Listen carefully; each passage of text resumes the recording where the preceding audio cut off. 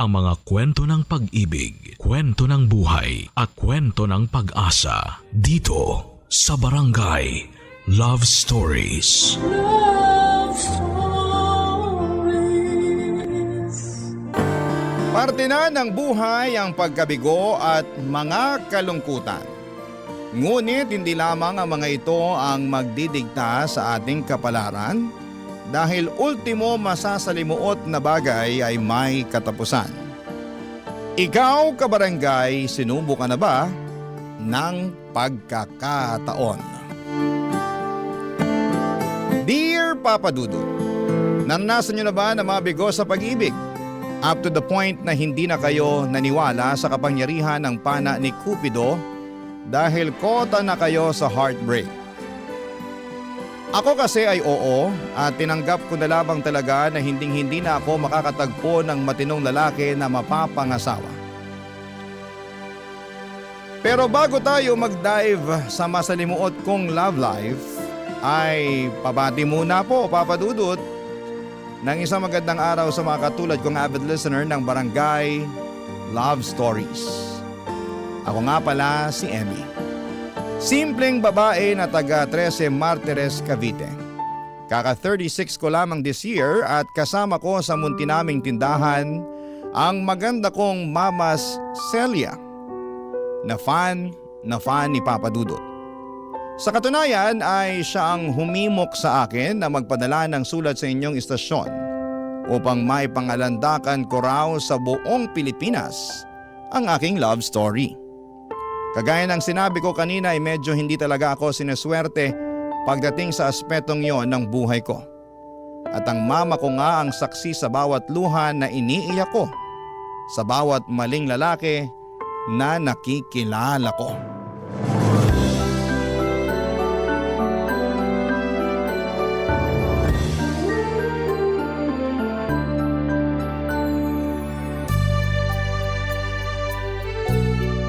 Grabe, Chiki! Ang galing mo talaga mag-organize ng surprise birthday party. Hindi naman masyado. Pero sa tingin mo nagustuhan ni Olan yung ginawa kong party para sa kanya? Oo naman. Halos maluha-luha na nga si Olan kanina nung hipa niya yung kandila sa cake na hawak mo, diba? Ang dami kasi naming mga kaibigan at pamilya.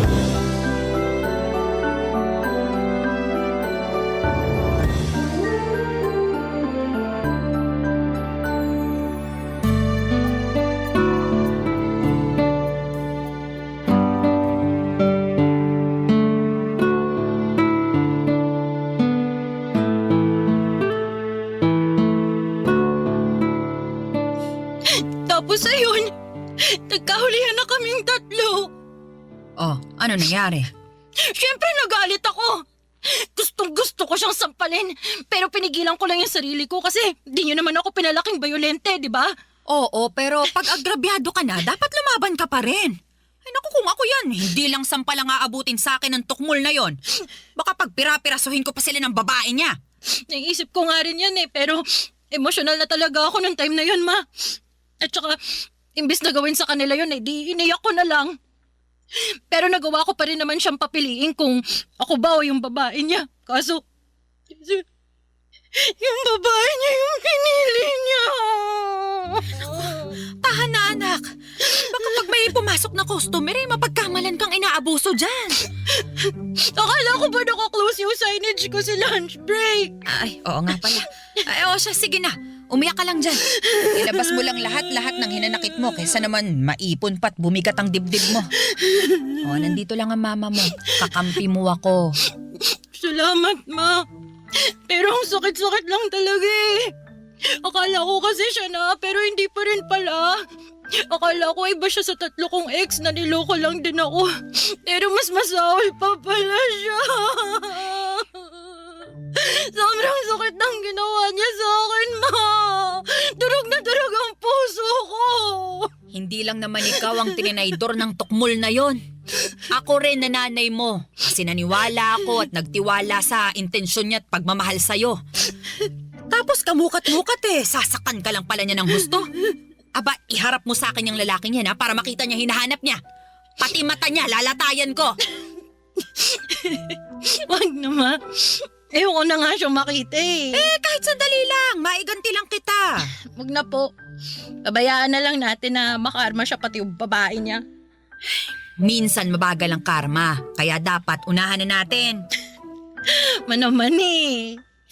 Di ko alam na may pagka-agresibo pala kayo. Agresibo lang naman ako kapag anak ko nang inaagrabyado, no? Alam ng tatay mo yan nung nabubuhay siya.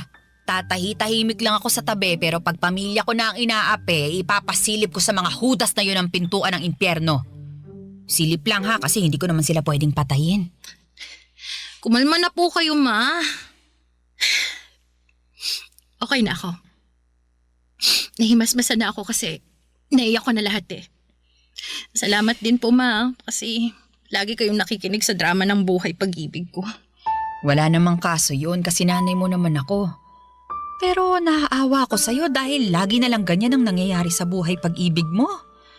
Mabait ka namang bata at walang inaapakang tao. Kaya bakit ba pagka malas-malas mo sa mga lalaking nakikilala mo? Ewan ko nga po kung bakit eh. Pero baka sign na po to na tigilan ko ng pakikipagkilala at pagbo-boyfriend kasi baka hindi talaga ako para sa pag-aasawa. Ibig mong sabihin ayos na sa'yong tumandang dalaga. Wala naman po sigurong problema doon, diba? Wala nga, pero hindi ba pwedeng magpabuntis ka na lang? Kahit wala na yung asawa kasi sakit lang naman sila ng ulo mo eh. Tsaka para lang may apo na ako, anak. Ewan ko sa inyo, ma. Kung ano-ano na lang sinasabi niyo. Biro lang. Hindi ko naman nilalahat na manlolokong mga lalaki. Meron pa rin namang mga kagaya ng tatay mo na loyal talaga sa asawa. Kaya lang dahil sa sobrang bait nung taong yun maagang kinuha sa atin ng Diyos. Pero ayun nga, naniniwala ako na makakatagpo ka rin ng matinong lalaki. Yung mamahalin ka ng tunay, aalagaan, irerespeto at siya na rin nawang makakasama mo hanggang pagtanda mo. Ay nako, suntok na lang po siguro sa buwan kung mangyayari pa yun. Basta ako, sinusumpa kong hindi na ako mai-inlove para hindi na rin ako masaktan.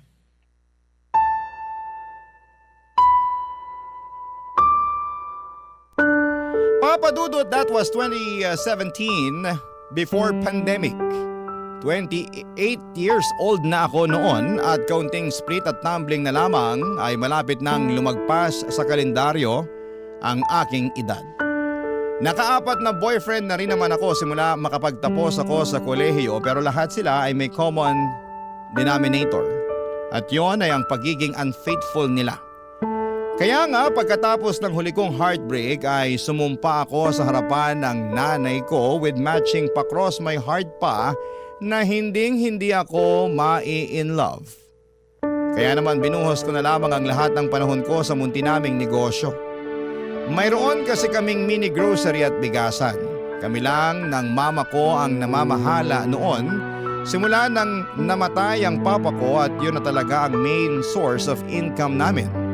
Lalo na noong nag-resign ako sa trabaho matapos kong ma-burn out.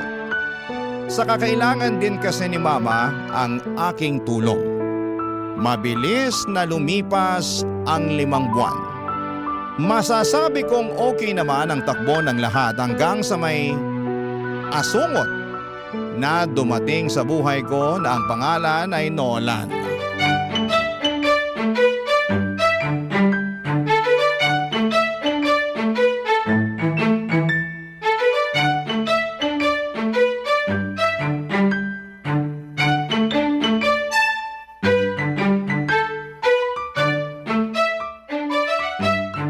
Pabili po ako ng soft drink, tenderang maganda.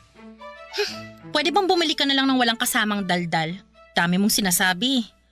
Akin na yung soft drink mo. Ipapunch ko na. Ayan o. Ito lang ba? Oh? Sa'yo tong dalawa? Hindi, isa lang sa akin dyan kasi sa'yo talaga yung isa. Sige na, kunin mo na. Ha? Bakit binilhan mo pa ako? Gusto ko lang. Libre ko yan sa'yo, tanggapin mo na. Saka para may panulak dito sa dala kong bibingka. Eto. Para sa akin talaga to. Oo. Dumaan kasi ako sa palengke kanina tapos naalala ko na paborito mo yung bibingka kaya bumili ako para dalhan ka. Sakto, 3:00 na ng hapon. Pang merienda mo. Ikaw talaga. Nag-abala ka pa. Tss, wala yun, ikaw naman. Saka alam mo naman na masaya ako pag nakikita kang kumakain, di ba? Bigla na lang ako nabubusog. Naku! Ang corny mo naman. Pero salamat dito Na-appreciate ko. Pero ang dami naman ito. 3 bibingin ka pa talaga. Kasi kay mama mo yung isa. Sa'yo yung 2. Di ko pa rin to mauubos kaya tag-isa na tayo. Sige na. Kunin mo na to kasi mukhang wala kang pambara dyan sa soft drink mo Sige na nga, pero pwede ba akong magmerienda rito sa tindahan niyo para sabay na tayo? Ay, pwede. Para naman hindi na malungkot tong anak kong kumakain mag-isa.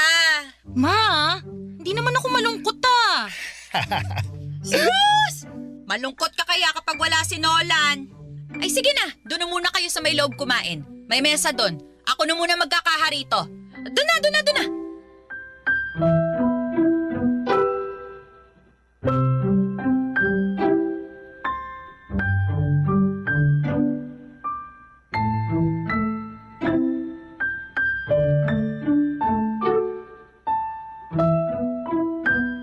Ma, kayo na mag-closing? Okay na kayo rito? Oo na, kayang-kaya ko na to. Ay, sige po. Aalis na ako. Diretso ka na ba sa bahay niyan? Opo, para makapagluto na ako ng hapunan natin. May bago akong recipe na susubukang lutuin. Siguruhin mo lang na masarap yan, ha? Kailan pa ba ako nagluto ng hindi masarap? Paalala lang naman. O siya, mag-iingat ka na. Magandang gabi po, Aling Celia. At sa'yo na rin, Emmy. O, magandang gabi rin, Nolan. May bibilhin ka ba? Naku, wala po. Ang totoo, nandito ako para sunduin si Emmy kasi plano ko siyang ihatid sa bahay niyo. Kaya naman pala. Hala, hindi ako nagpapahatid sa kanya, Ma. Paano mo nalaman na uuwi ako ng ganitong oras, ha? Anong paanong nalaman nabanggit mo kaya kanina nung nagme-merienda tayo. Sabi mo, uuwi ka ng maaga kasi magluluto ka. May nakita ka mong bagong recipe online. Yun naman pala, anak. Hayaan mo na si Nolan na ihatid ka para alam ko na ligtas kang makakarating sa bahay. Naku, baka saan mo ko dadalhin? Lagot ka talaga sa akin. Aling Celia, yung anak niyo mukhang may iba pang gustong puntahan, no? Hoy, tumigil ka nga. Wala po ako ibang gustong puntahan, Ma. Ay, wala naman akong sinabi Tsaka malaki ka na. At may tiwala naman ako dyan kay Nolan. Oo, narinig mo yon? May tiwala sa akin mama mo. Pangako po, Aling Celia. Iingatan ko ang anak niyo at ihahatid ko siya ng ligtas sa bahay niyo. Papa Dudut, nagtatrabaho si Nolan bilang construction worker sa isang commercial building na ginagawa di kalayuan sa aming tindahan. At palagi sila ng mga kasamahan niya na bumibili na makakain at maiinom sa amin. Masasabi kong mabait si Nolan, Papa Dudut, magalang, lalo na sa mga nakakatanda, kaya nga tuwang-tuwa sa kanya ang mama ko. Bukod doon ay gentleman din siya at asikasong-asikaso niya ako, lalo na sa tuwing inihahatid niya ako sa bahay namin. May kalayuan din kasi ang tinitirhan namin ni Mama sa tindahan namin at maraming aso sa daanan. Kaya naman very thankful ako kay Nola noon kasi siya ang nagiging pananggalang ko. Biro lang. That time, 1 buwan na akong nililigawan ni Nolan. Alam ko na sumumpa ako noon na hindi na mai-in love. Pero ibang atake ng pagdating ni Nolan sa buhay ko.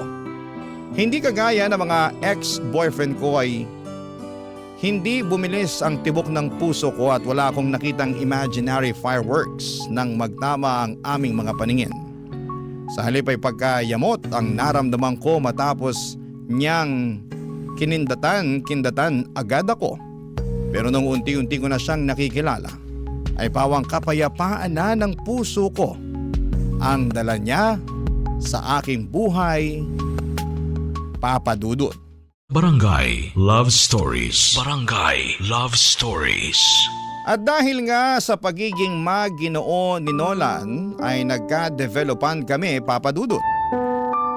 Oo, nagustuhan ko rin naman siya, pero ayaw ko naman agad ibigay ang matamis kong oo sa kanya nang hindi niya pinaghihirapan yon. Ano siya, sinuswerte? Kaya nga sinabi ko na kung gusto niya akong maging kasintahan ay ligawan muna niya ako. Bagay na ginawa naman niya at ipinagpaalam na rin sa mama ko. Sa loob ng 1 buwan na panliligaw ni Nolan ay nakilala ko siya ng husto. Nalaman ko na taga Agusan del Sur ang kanya at doon siya pinanganak at lumaki. Pero dahil sa hirap ng buhay ay sumama siya sa kanyang tiyuhin noong lumuwas ito sa Maynila. Bago siya naging construction worker ay marami na ring trabaho ang pinasok ni Nolan, pero dahil sa contractual lamang siya kaya panandalian lamang ang mga ito. Sa totoo lang ay walang kaso sa akin ang pagiging construction worker niya, pero sa ibang tao ay meron, Papa Dudut.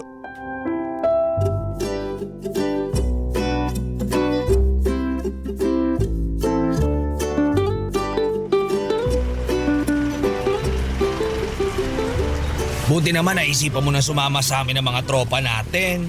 Hirap mo na mayayain lumabas sa totoo lang. Kaya ito, sinundo na kita para wala ka ng kawala. Grabe naman yung parang wala na akong kawala, Mon. Pero mas grabe ka kasi daig mo pa yung artista sa hirap mong hanapan ng bakanting oras para mailabas. Miss ka na namin kakwentuhan, no? Miss ko na rin naman kayo. Kaso, alam mo naman na walang katulong si Mama sa tindahan namin, di ba? Buti na nga lang nandyan yung pinsang ko na kinuha muna niyang tindera kasi gusto raw mamasukan ngayong bakasyon. Kaya ito, may oras na ako para lumabas. Buti naman. Emmy! Emmy! Hello? Ay, sino yun? Oh, Nolan! Ikaw pala! Nula. Sabi na, ikaw yan eh. Papunta na sana ako sa tindahan nyo para makita ka pero ikaw ang nakita ko rito ngayon sa kalsada. May pupuntahan ka ba? Oo, meron nga. At saka kasama ko si Mond, kaibigan ko. Mond, si Nolan. Nolan, si Mond. Ay, hello. Bale, lalabas kami at kikitain yung iba naming kaibigan. Ah, ganun ba? Sayang, may dala pa naman ako suma, no? Merienda sana natin eh. Naku, pasensya ka na ha. Ikaw na lang muna magmerienda mag-isa. Sa susunod na lang tayo kumain ng sabay. Ah, sige, sige. Basta mag-iingat kayo at enjoy sa labas nyo, ha? Salamat. Balik na ako dun sa mga kasamaan ko. Sila na lang sabayan kong magmerienda. Okay, bye. Bye! Nakakaloka ka, friend. Ha? Bakit naman? Sayang yung suman, charing. Luka-luka to. Pero di mo sinabi may kilala ka palang construction worker. Pero base sa usapan nyo, mukhang di lang kayo basta magkakilala. Dinalang ka pa niya ng merienda. Sayang, may alista, yes. Hindi ko pala nasabi sa'yo na may manliligaw ako. Kilala rin naman na siya ni Mama. OMG! Ano bang klaseng reaksyon yan? Nagtanong ka pa talaga? Ikaw, ano ba nakain mo? Ba't nagpaligaw ka pa sa lalaking yun? Bakit? May mali ba doon? Meron! Kasi hello, sigurado ka bang walang asawa yan? Di naman sa nilalahat ko Pero ibang mga construction worker, pamilyado na. Oh, sure ka ba sa mukhang yon? Mukhang babaero, friend. Grabe ka naman kay Nolan. Nagsasabi lang ako ng totoo. Para sa kaalaman mo, marangal ang trabaho niya. Tsaka, single siya katulad ko. Tingin mo papayag ako magpaligaw sa kanya kung pamilyado na siya? Isip-isip din, friend, ha? Nag-iisip ako, no? Nag-iisip ka nga. Puro naman masasama.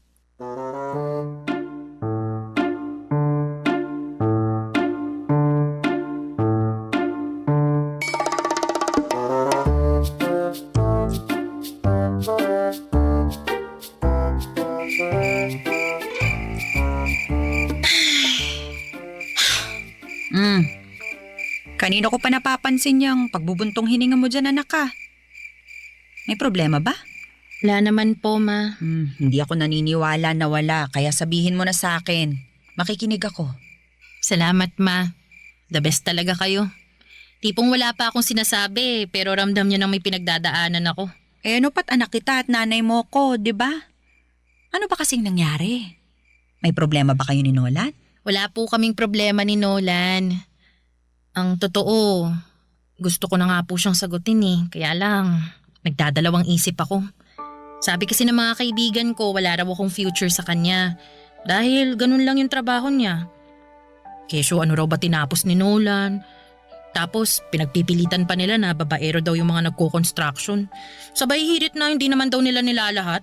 Saan ka ba nagdadalawang isip? Sa sinabi nila tungkol kay Nolan? Tapos na-realize mo na tama sila? O sa pagmamahal mo dun sa tao kahit na kasasabi mo lang na gusto mo na siyang sagutin? Hindi naman po sa nagdadalawang isip ako. Katunayan, sigurado po ako na mahal ko na si Nolan. Alam ko na gusto niyo rin naman siya para sa akin kasi mabait siya, gentleman, marespeto at makikita niyo talaga na mahal niya ako. Oo nga. Kaya lang, nalulungkot lang talaga ako dahil ganun yung tingin sa kanya ng ibang tao. Lalo na ng mga kaibigan ko.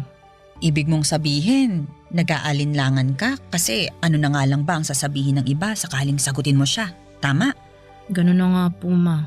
Pero hindi naman sila ang nasa relasyon, anak. Kayong dalawa ni Nolan. At wala naman silang alam sa mga bagay na nagawa at naiparamdam sa'yo ni Nolan. Kung may alaman sila, mababaw lang. Kakaunti, kumbaga. Kasi ikaw yung lubos na nakakakilala sa kanya. Dapat talaga tinitikom na lang nila ang mga bibig nila kung wala naman silang mabuting sasabihin. Maling-mali ang manghusga lalo na kung ang basihan lamang nila itsura at estado ng isang tao. Hindi naman tayo pare-pareho ng kapalaran. Kaya anak, kung mahal mo si Nolan, huwag kang matakot ituloy anuman ang meron kayo. Kasi ang importante, masaya ka. Masaya kayo. Yun lang ang isipin mo at wala nang iba.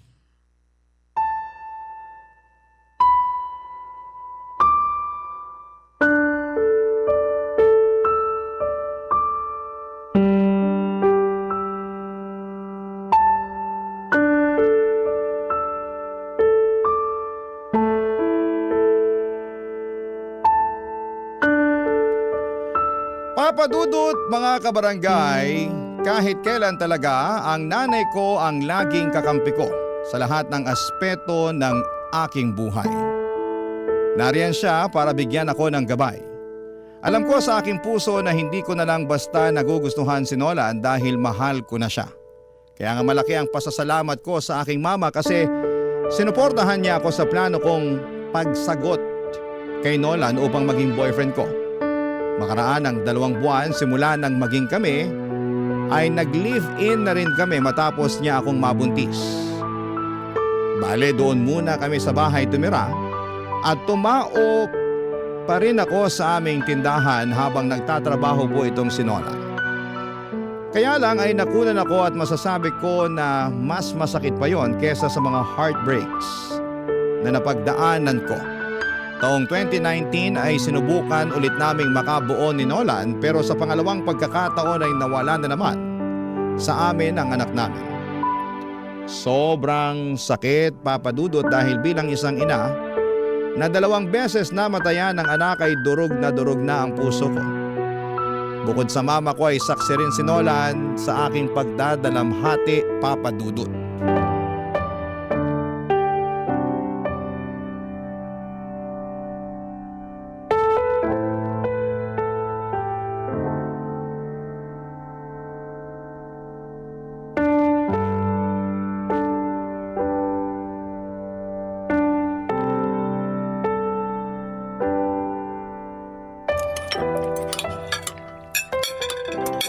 Oh, bakit hindi ka kumakain, mahal? Ang sarap-sarap ng luto kong sinigang, di ba? Paborito mo yan? Oo nga, pero hindi ko malasahan eh. Nako, ay sakit ka ba? Wala, pero wala lang din akong ganang kumain.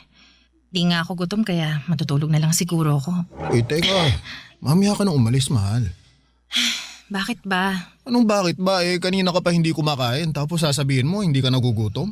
Totoo namang hindi pa ako nagugutom. Sa lagay marunong ka pa sa tiyan ko. Hindi naman sa nagmamarunong ako pero bakit ka ba kasi naiinis dyan? Nagtanong ka pa. Sinong hindi maiinis sa kakulitan mo? Saan ka nakakita ng pinakain kahit busog? Sige nga. Nag-aalala lang naman ako sa'yo bilang asawa mo. Pues hindi ko kailangan ng pag-aalala mo. Kaya kong sarili ko. Oh, bakit ka ba sumisigaw? Nakakainis ka kasi. Alam mo, buti pa maghiwalay na tayo. Ha? Ano bang sinasabi mo dyan? Sabi ko maghiwalay na lang tayo. Kasi wala namang saysay yung pagsasama natin dahil wala tayong anak.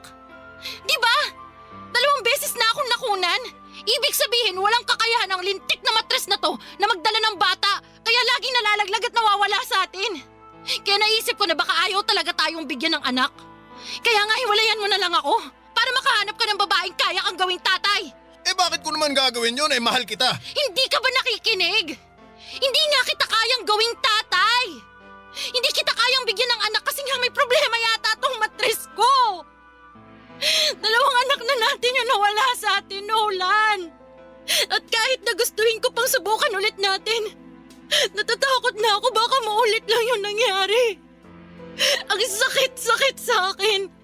Bilang isang babae na umaasa na magiging nanay tapos sa isang iglap mawawala na lang sa sinapupunan ko yung anak natin. Na minsan ko naramdamang buhay na buhay sa loob ko. Kaya nga tinanggap ko na lang na hindi tayo magkakaanak eh. Kaya hindi kita pipiliting samahan ako sa buwisit na sitwasyon na to. Ako ang pumili na samahan ka at manatili sa tabi mo dahil hindi lang naman pagkakaroon ng anak ang habol ko sa relasyon natin, Emmy. Mahal na mahal kita at hindi ko kayang mabuhay na wala ka sa piling ko. Baka nasasabi mo lang yan sa ngayon. Pero babawiin mo rin yan pag tumagal. Kaya nga hanggat kaya ko pang matiis yung sakit, iwanan mo na lang ako. Hindi ko gagawin yun dahil mahal kita. At kapag mahal ka ng isang tao, di ka nila iiwan anuman ang mangyari. Ewan ko sa'yo, Nolan. Bakit bang tigas ng ulo mo? Makinig ka naman sa akin, oh.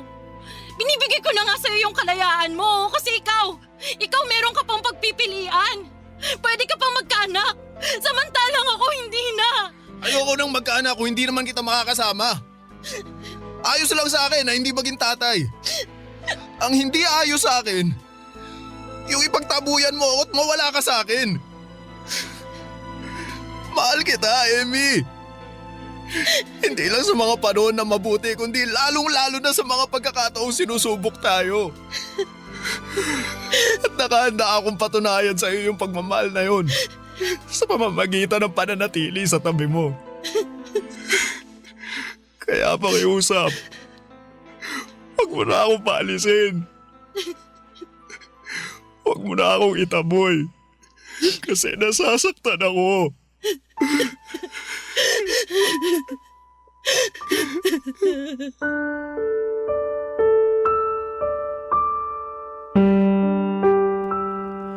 Papadudot kahit kailan ay hindi ko pinagdudahan ang intensyon at pagmamahal sa akin ni Nolan. Alam ko na malinis yon at mapagkalinga. Kaya nga ibinibigay ko sa kanya ng buong buo ang puso ko, ngunit lalo ko lamang napatunayan ang pagmamahal ni Nolan noong subukin na kami ng pagkakataon. At habang dumaraan ako sa pagluluksa ay alam ko na ganon din siya bilang tatay ng mga bata. Kaya nga hindi kami umalis sa tabi ng isa't isa. Bagkos ay kinabig namin ang aming sarili upang damayan ang bawat isa. Noong taong ding yon, makalipas lamang ang 3 buwan ay nagpakasal kami ni Nolan, Papa Dudut.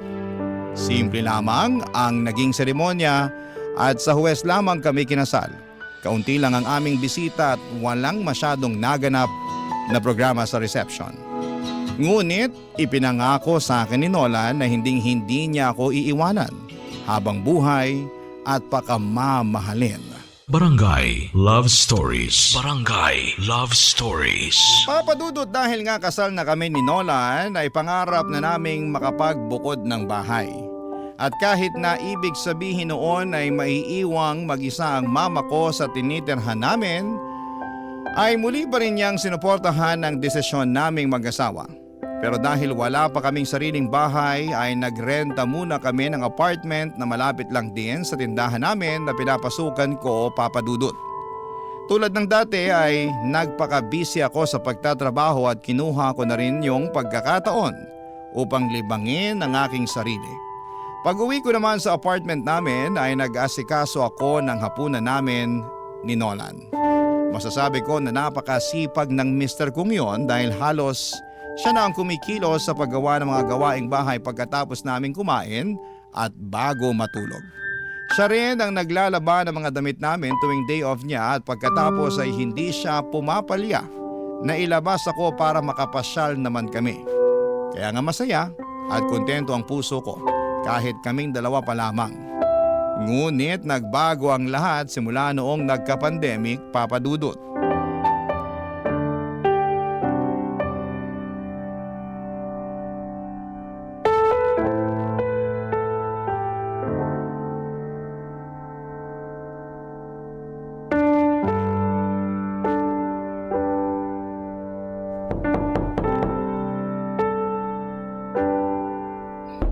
nandyan na. Hi, mahal.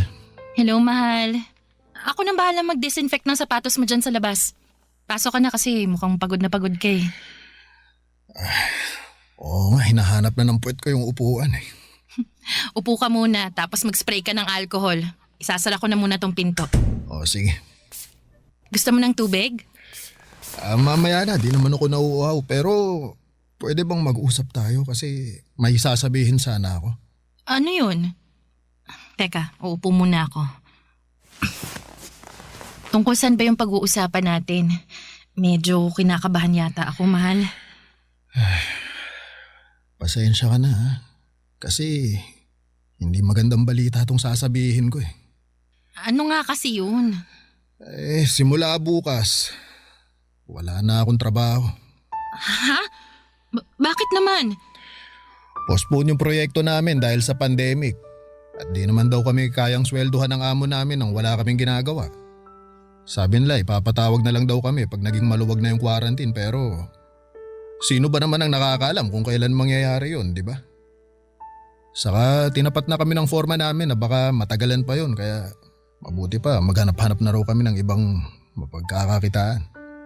Naku, ang hirap pa naman maghanap ng bagong trabaho ngayon dahil sa higpit ng quarantine. Oo nga pero hindi naman tayo pwedeng tumigil at umasa na lang sa ayuda ng gobyerno dahil matagal pa yun. Kaya nga may naiisip akong gawin kaso hindi ko alam kung paano ko sisimulan.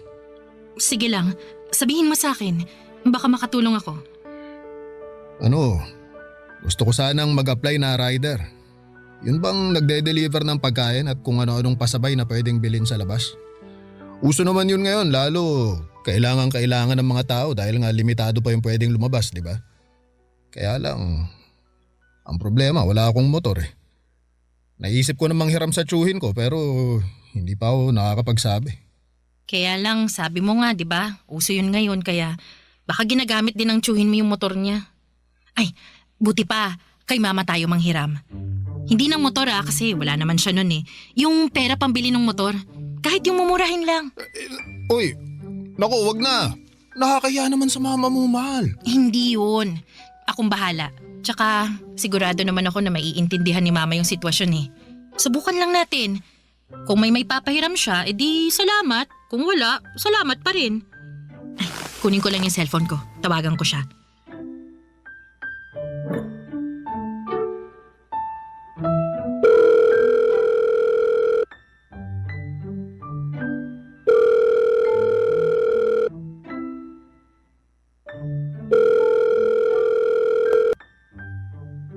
Hello, Nak. Hello ma, kumusta po kayo? Ayos naman ako dito. Kayo ba dyan? Nako, ayos lang din naman po pero may problema kasi kami. O ano yun? Nawalan po ng trabaho yung asawa ko gawa nitong pandemic. Pero plano niya sanang maging delivery rider. Kaya lang, alanganin kami kung makakahiram siya ng motor sa tiyo niya. Kasi nga, baka ginagamit din nun, di ba? Tama naman. Naisip ko, baka pwede kaming mangutang sa inyo ng pambili ng motor, ma.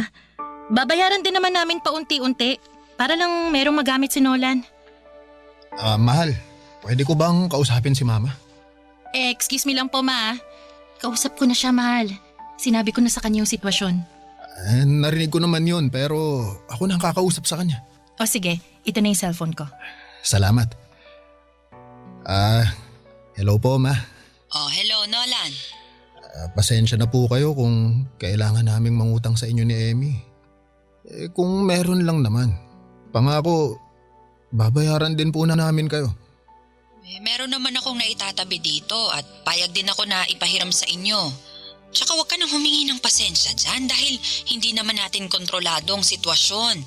Ang mahalaga ay nagsisikap tayo at gumagawa ng paraan para mabuhay kahit na walang kasiguraduhan ng mga nangyayari.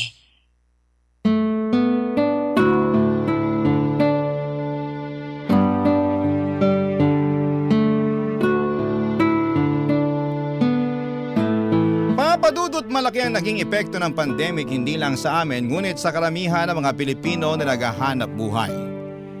Naparalisa talaga nito ng husto ang kabuhayan natin, ngunit hindi nawala ng pag-asa ang asawa ko dahil madiskarte siya.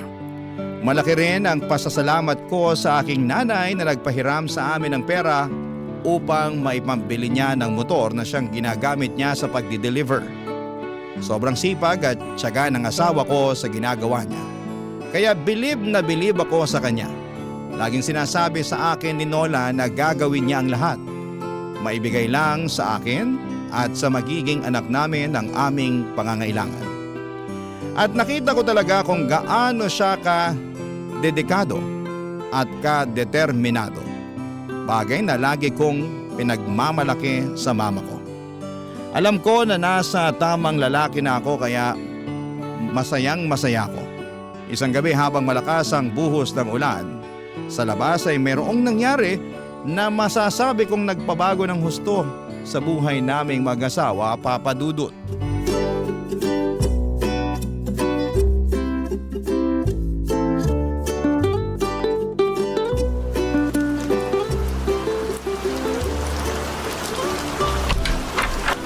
Ay naku! Basang-basa ka na sa ulan, mahal. Oo nga eh. Ang lakas, hindi kinaya ng kapote ko kaya umuwi na lang ako. Sayang tuloy yung extra na kikitain ko. Hayaan mo na muna yun kung ganyan naman kadelikado sa labas. Tsaka siguradong wala rin namang o-order dahil maaawa naman sila sa mga rider na susuong sa napakalakas na ulan na yan, no? Ay, teka. Kuha ko ng tuwalya para makapagpunas ka na.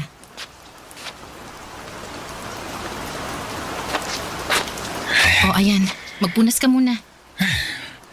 Salamat, mahal. Maligo ka na kaya? Baka magkasakit ka niyan eh. Maya-maya kaunti. Medyo giniginaw pa ako eh. Gusto mo bang lagyan ko ng mainit na tubig yung pampaligo mo para hindi ka ginawin? Pwede naman pero ako na lang ang gagawa. Kaya ko na yan. Sus, yun lang naman. Yakang-yaka ko na yun, mahal. Oo nga, pero alam mo naman na pag nandito na ako sa bahay, dapat nagpapahinga ka na lang. Ikaw talaga oh. Kontratuhin mo ko para akong Reyna kasi halos hindi mo na ako pinagagawa ng gawaing bahay pag nandito ka. Alam ko rin kasi na kapag wala ako rito marami kang ginagawa na gawaing bahay. Tapos nagluluto ka pa ng pagkain natin at inaasikaso mo pa ako kaya syempre alam kong pagod ka. Pero gawain naman talaga ng mga asawang babae yun, di ba? Ang maglinis ng bahay, paglutuan ng pagkain, at asikasuhin ang asawa nilang lalaki. Oo, pero kapag kaya naman ng mga asawang lalaki, sila na ang gumawa. Hindi naman pambabae lang na gawain ang mga gawaing bahay, di ba? Kaya stay put ka lang dyan. Magpahinga ka at ako na ang mag-iinit ng tubig maya-maya. Oh, sige. Pero hindi naman ako pagod ngayon eh. Hindi ako masyadong gumawa ng gawaing bahay, mahal. Oh, mabuti yun kasi nung isang araw naglampaso ka ng sahig at nagkuskus ng mga dumi-dumi dyan sa pader natin. Oo, kasi alam mo namang ayoko sa marumi. Kaya nga. Pero may rason talaga kung bakit hindi ako nagpapakapagod ngayon. Kahit na may mga gawaing bahay pa akong dapat gawin. Oh, teka, bakit? May sakit ka ba? Masama pakiramdam mo kaya hindi ka nagkikikilos? Hindi ah. O, kalmahan mo lang. Wala akong sakit pero tama ka na masama ang pakiramdam ko simula pa kaninang umaga. Sa katunayan, pabalik-balik nga ako sa lababo kasi naduduwal ako. May nakain ka bang nagpasama sa sikmura mo? Saka hanggang ngayon ba? Masakit ba yan tiyan mo? Sabihin mo sa akin, mahal, para itatakbo na kita sa ospital agad. Kasasabi ko lang nakalmahan mo, di ba? Paano ako kakalmay ka mo? Nagsusukat, naduduwal ka. Teka ha? Anong nasa isip mo? Pwedeng mali pero baka lang naman tama. Sige, ano nga yun? Buntis ka ba? Naku, sagutin mo na, mahal. Para kung hindi, itatakbo na talaga kita sa ospital. Huy! Hindi mo na kailangan gawin yun kasi ayos lang naman ako. Tsaka, oo, tama ka nga kasi buntis ako. Magiging tatay na ako! Ang saya-saya ko! Ako rin naman, mahal. Masaya-masaya rin ako pero hindi ko pa rin mapigilang mag-alala kasi baka maulit lang ulit yung mga nangyari dati. Natatakot ako pero mas nananaig pa rin yung kasiyahan kasi nga magkakaanak na tayo. Amy, natatakot din ako pero ipagpasa Diyos na lang natin ang lahat. Gawin pa rin natin yung makakaya natin para maalagaan natin si baby habang nasa tiyan mo pa. Pero syempre, kagustuhan pa rin ng Diyos ang masusunod. Oo, alam ko, mahal. Basta tanggapin na lang natin ano man yung mangyari.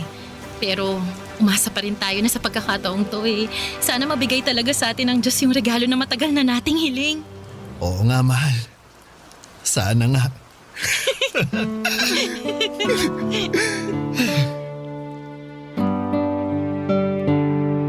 Papa Dudut, hindi naging madali ang pagbubuntis ko at todo-todong pag-iingat ang ginawa ko upang hindi mawala sa amin ang aming anak. Kaya nga masayang-masaya kami ni Nolan nang hayaan ng Diyos na mabuhay ang anak namin at ligtas ko siyang maisilang. Labis-labis ang pasasalamat namin ni Nolan sa kanya dahil tinupad niya ang matagal na naming kahilingan, ang maging ganap na magulang. Marami akong natutuhan sa buhay na gusto kong i-share sa mga kabarangay natin sa sulat kong ito. Nasa kabila ng lahat ng mga kabiguan na pinagdaraanan natin, ay meron pa rin pagtatagumpay na kahit gaano katagal ang ating hinihintay, pinagkakaloob yon sa atin ng may kapal sa tamang panahon. Kagaya na lamang ng baby namin ni Nola na matagal ding naming hiniling. Mayahalin tulad ko siya sa isang espesyal na padala ng Diyos dahil siya ang regalo niya sa amin. Hanggang dito na lamang po ang sulat ko, Papa Dudut. Maraming salamat. Sakali pong mapili po ninyong i-ere sa Barangay Love Stories ang aming kwento. God bless and more power sa inyong istasyon. Ang inyong kapuso at kabarangay forever, Emmy. Nakakaantig naman talaga ang ating kwento. Ikaw ba, kabarangay? Nakarelate ka ba sa story natin ngayon? Kwentuhan naman tayo dito sa comment section.